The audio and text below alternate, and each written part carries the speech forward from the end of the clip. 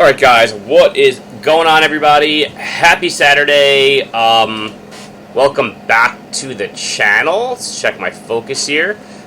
I am losing autofocus to Goosebumps, I believe. Let's just see if we can get that figured out. There we go.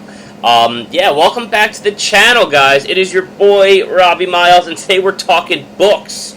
Alright, most of my page up to this point has been mostly physical media stuff, some boutique label Blu-ray stuff, but today I'm talking books, guys, and just a quick plug. I have a new book in the works. You guys know I'm a middle grade horror author. My first book, Don't Call It All, can be found on Amazon. Definitely check it out, guys. I appreciate you. Let me know what you guys think about it if you do decide to read it.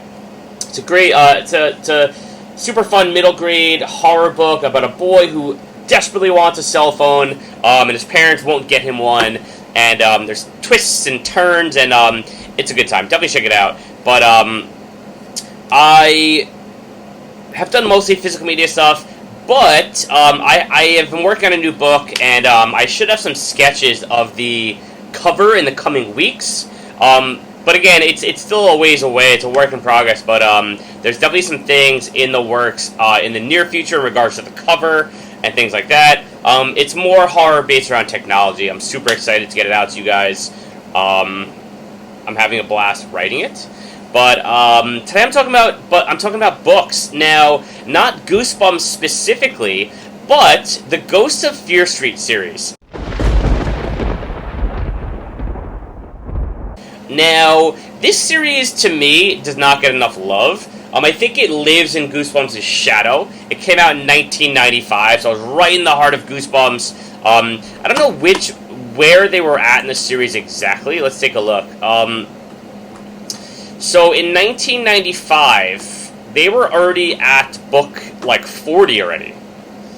Just about book 40 already. So we were knee deep in Goosebumps, right around the Haunted Mask 2 and Abominable Snowman of Pasadena. And then in comes the Ghosts of Fear Street. And I'm not doing a full Ghosts of Fear Street video here. Mostly talking about the first book, Hide and Shriek. Now, I remember reading this as a kid. First of all, the cover art is awesome. You had the embossed writing on the cover, so, you know, it had that Goosebumpsy feel. It had that Fear Street feel, and I didn't know this till later in life, that these were not actually written by R.L. Stine. But, you know, I know these books get a lot of hate because people say they're not written that well, and it's not R.L. Stine. I haven't read all of them. I read a lot of them when I was a kid, but I haven't read all of them. I happen to think these are fantastic. I think these books are awesome. I think the twists and turns are definitely Goosebumpsy, but these books, you know, just like Goosebumps, they actually really scared me when I was a kid. And that to me was like such a cool thing. To have another series like Goosebumps that had the twists and turns that actually scared me. That was such a powerful thing for me as a kid. And Hide and Shriek was the first book in the series. And it's crazy, but like I remember going to summer camp, and I was 9 when this book came out. I remember going to summer camp and like seeing it at Barnes and Noble after school, and like reading it and thinking, oh my god, there's a new series out, I have to read this. I was totally that nerd that went to like the Friday Goosebumps book club at Barnes & Noble, got like my extra like book lamp, book light, and all that stuff. I was a kid in the corner reading Goosebumps books. And so when this series came out and it had R.L. Stine's branding on it, it was a big deal for me as a kid, being someone who loved Goosebumps books so much. And this is the first book in the series, Hide and Shriek, and although the cover doesn't necessarily have too much to deal with the book, there is a ghost in the book.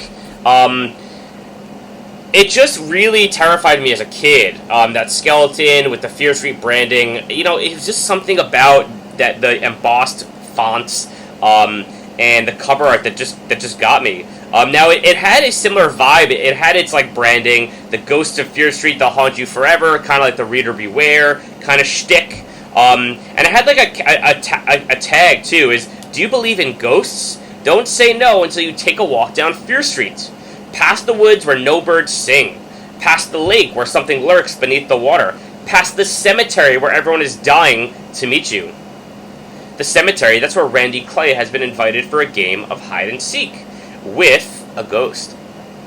If the ghost tags her, Randy will lose more than the game. She'll become the newest ghost on Fear Street. Now, these were branded as like a younger Fear Street series because Fear Street was more for like teens, and I wasn't old enough to read the Fear Streets. I was too scared. I remember seeing the cheerleader cover when I was a kid and being absolutely frightened to death. And that was like really the forbidden fruit for me. So I didn't read the Fear Streets when I was a kid. I was a little too young, but obviously I read the Goosebumps, and so this was like, oh my god, it's like it's more Fear Street, but for me, for a kid, and I devoured these. So, Ghost of Fear Street is about a girl who moves to a new town. Of course it is, right? Is that not as classic Goosebumps as it gets? A girl, or Fear Street, moves to a new town, and there's rumors of a ghost named Pete who inhabits someone's body, and he was killed on his 12th birthday many years ago, and he haunts the town, and he's looking for a new body to inhabit.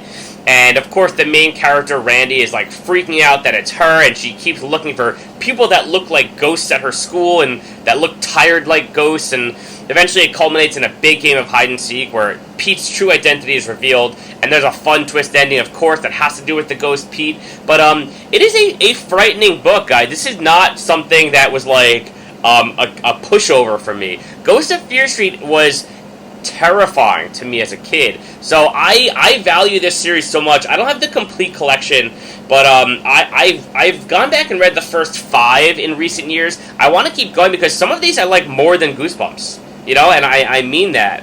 Truly, Goosebumps will forever on my heart, but I like some of these more than Goosebumps. That's a fact, Jack.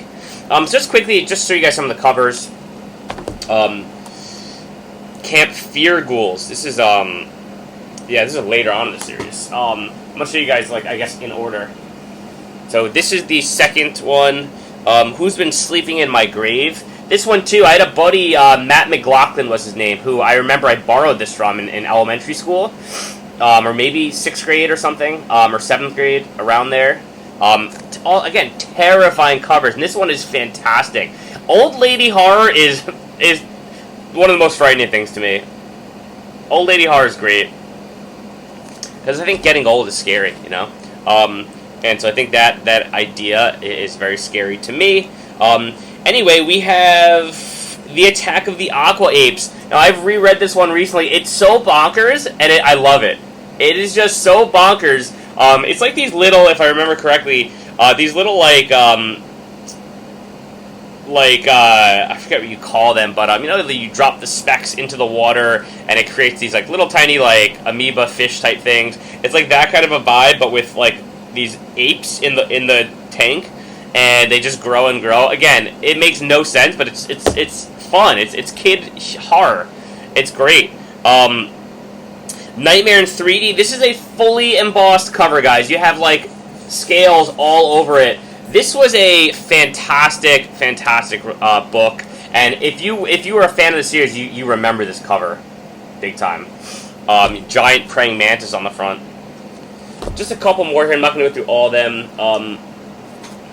Again, these covers are just so good. Stay Away from the Treehouse. I read this one recently as well. A lot of fun. Eye of the Fortune Teller. Really creepy. Great twist. Fright Night with a K. The Ooze. Tell me this orange ooze didn't freak you out as a kid with the green writing. That's like my favorite color combination. Orange, purple, and green together. This cover is awesome. And I have a bunch more also, but I'm not going to show all the covers because I'm going to do a full video on these in eventually. But, you know, the first book, Hide and Shriek, really set the tone for a new series of horror for children back in 1995. And I just wanted to kind of talk about it for a minute and talk about how much I love this series, because I feel like a lot of people think that it's just like a Goosebumps ripoff, and it's not written by R.L. Stine, so it's not really relevant. But guys, I don't sleep on Ghost of Fear Street, man. It's a great series with a ton of fun, creative books, and most importantly, they scared me to no end.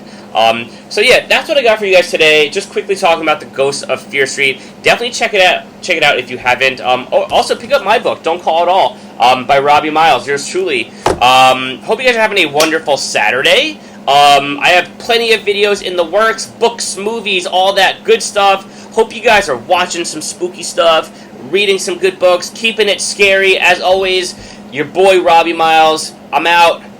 Peace.